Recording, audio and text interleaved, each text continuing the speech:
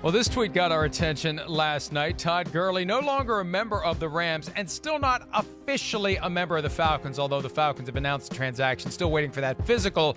Gurley tweeted at the Rams, past due, send me money ASAP. Clay Matthews chimes in a little bit later in the evening. You and me both, TG. Better get some interest with that, too. Here's what's going on. Todd Gurley had a $7.75 million roster bonus that was due to be paid by March 30. The Rams have not paid it.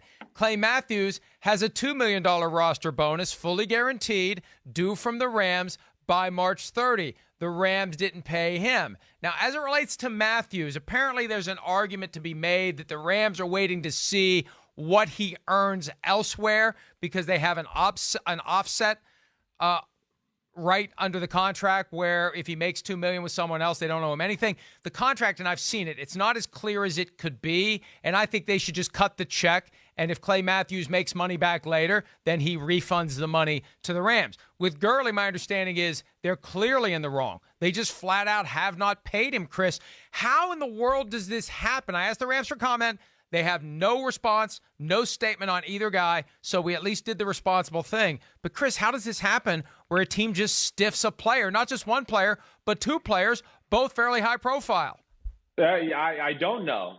I don't. Now, listen, I could say this. I was with the Denver Broncos in 2009, and they had some cash flow problems, and they didn't pay me my signing bonus until like October or September. Now, I got the money, and all's good in the end.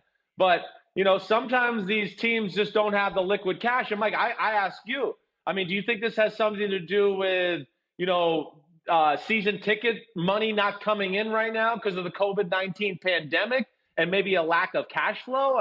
Could that possibly be it?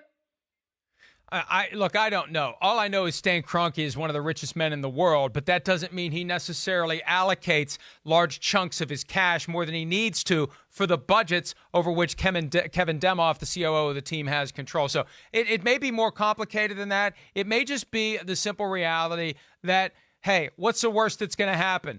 They file a grievance, we have to pay them the money anyway. But from the standpoint of how it affects how other players view the Rams, that's where it becomes problematic. If the word gets around that the Rams are going to stiff you, then you're not going to sign with the Rams if you have options when you're a free agent, Chris. Well, yeah, that's where, I think about right away. If I'm sitting there, Leonard Floyd or A'Shawn Robinson, who is yet to have a deal finalized with the Rams right here in free agency, I'm a little scared when I see things like that. I'm going, damn. Are they going to honor this contract? What's going to happen? So you're right. It's not a good look for them, and it's certainly not going to make players trust them a whole lot.